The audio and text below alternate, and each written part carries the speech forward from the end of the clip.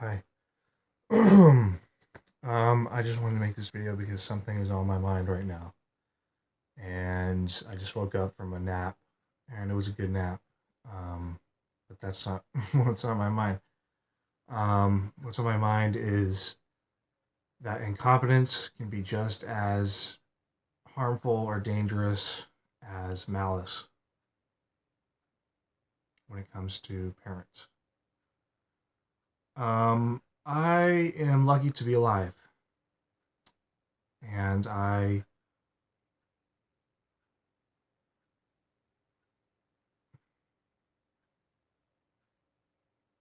could have died, or whatever, ifs and buts.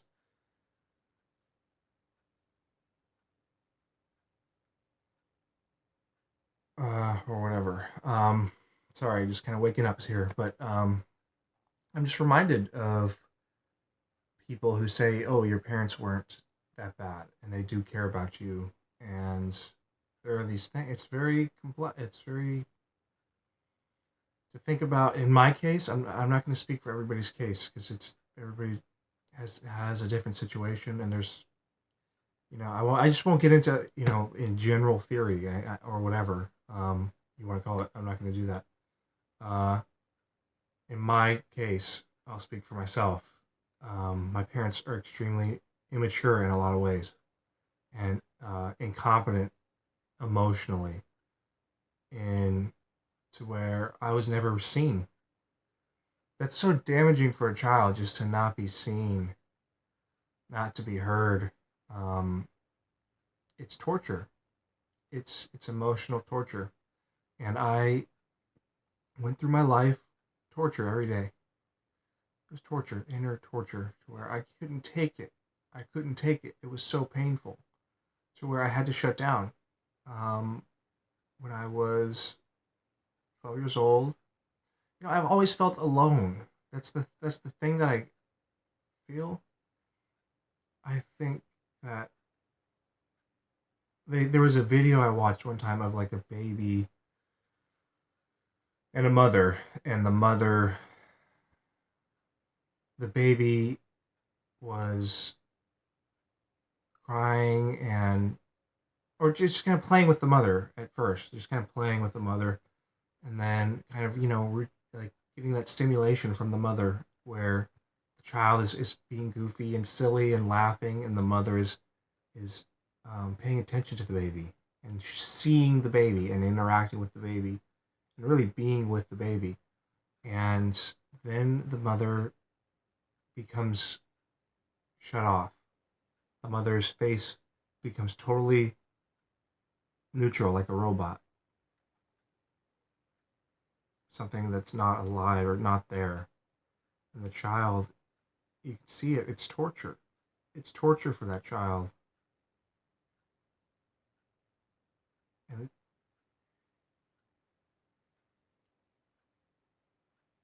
it's so painful. It was so painful to watch that because I realized that that pain and that torture was in me for my whole life. I was never seen by my parents, or it may, that is a very dramatic way to put it, and I think in a lot of ways it's true.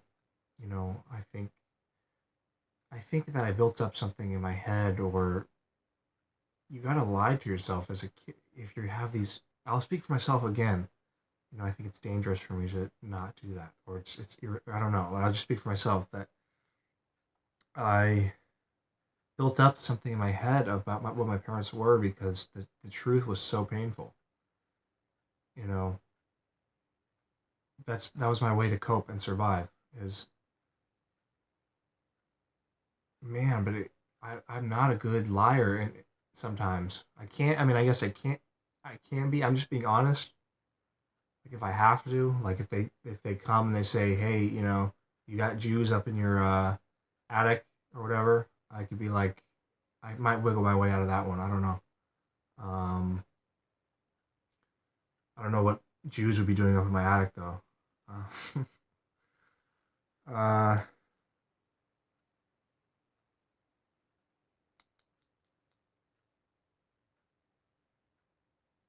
but I forget where I was with this because again, I kind of just woke up.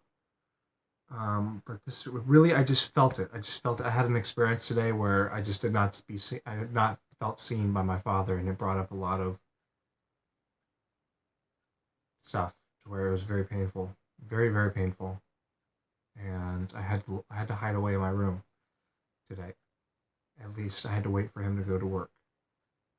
He leaves for work um, in the afternoon, and he works, and he gets home later at night. Um, and he was so caught up in his own inner world of worries and these programs and these behaviors where he's stuck on that thing, and he can get off of it. The thing is, he can get my parents can get off of it, but it's like I have to be the one to derail that. And there are times where it's like, no, I'm not responsible for that. I'm barely fucking taking care of myself right now. I just the last video I made where I said I haven't showered. I haven't showered for it's been almost a week, probably like 5 6 days. I lost count. And it's like I don't want to deal with this shit. I don't want to deal with my father's fucking childish bullshit or my mother's fucking insanity. I'm fucking 25 years old and I'm having to fucking I can't shower. And people can say it's just depression or whatever, but it's a chemical thing or what all these stuff. I'm not going to get into that kind of critique. I can some other time, but it comes back to trauma. I've been traumatized, and the way that my parents haven't, I've developed more than my parents, emotionally, mentally, in a lot of ways in my life. I mean, I'm more of a fucking grown up, and maybe society might not see that, but fuck society, like, or whatever that part of society. Um, to where I never had a job. I've never had a job. I've never had a job. I've never. Um, there's a lot of things I've never done. A lot of things because I've been fucking depressed my whole life, most of my life. Like I started to be depressed when I was 12. Like I just fucking shut down because it was too painful. Oh shit. Okay, it's too painful. And 12 years old until I was like 20 or 20 fucking 2 or 3. That's like only a couple years ago where it went away. The depression went away. It was there every fucking day in some respect. And I think even when I stopped being depressed, there is stuff there. Like I'm this depression is child's play that I have now. It's child's play to what I had, to where I didn't even want to be alive. Um, Even if I didn't admit that or act on that, it's like I wasn't alive. I didn't feel alive. I didn't feel, I was so disassociated, so numb. The pain was so much every day. And the not being seen and that's the that's the horrible thing is your parents, I'll speak for myself, they inflicted pain on me and then they got angry and upset that I was in pain. How fucking, I can't, I'm upset right now because that's fucking insane. And the more that I get strength and I like stand up to my parents and watch them crumble, it's like, of course I'm gonna get satisfaction out of that. It's like standing up to a bully. So where the bully's picking on you and you say no, no, not anymore, you know, and the bully, I'm not gonna, I'm speaking for myself or whatever. And bullies are cowards. They're cowards. They're children inside. They have been traumatized. The people who haven't been traumatized, they're not going to be bullied. And I think everybody has. I'm not going to get into that either, but um, and it's like standing up to a little 12-year-old bully or something. These people are so childish. My dad and my mom in a lot of ways. In some ways, maybe they're mature in society's eyes or in certain ways, but really at that core, that emotional core, they're little tantruming kids. And it's like, I got to be that parent for them. Like, I can't do that. I can't do it. Um, I actually I think that they have grown a lot out of my growth. to where I say, this is a mirror, and this is what you've done to me. I ain't playing pretend. And that's very effective. It's very effective. Even if people are in denial or whatever, I'm going to speak from my case or whatever. They can be in denial all they want, but they can't really deny it. They can kind of save face, um, or kind of they give like little inches and go back and back and back, or like they give way, and it's very pleasurable to get that validation. It's really that validation and saying, no, you did hurt me. You hurt me deeply, and you didn't just hurt me. You hurt my sisters. I got two sisters, okay? And fuck, fuck. I don't even know how to. I haven't even really. I have to fucking focus on myself. But to imagine that my sisters have been traumatized and damaged, you know, it is kind. I don't know. I feel that. I think everybody has that. It's a human thing to where you. I think humans are just inherently good. That's just me, and I can get into that. But that's my thing. And when you see something wrong, you stand up and you say, no, that's wrong. And maybe that's not how it is now, or we lost sight of that or whatever, but that's what I have in me to where the proudest moment of my life, it might have been the proudest moment of my life where I stood up and I said, no, you leave her alone. Leave her alone. And it wasn't this tough guy thing. I've never been in a fight before. I don't want to be in a fight. I don't want to fucking get my head pounded in or beat up some guy and he fucking dies. Like, that's dumb. It's fucking stupid.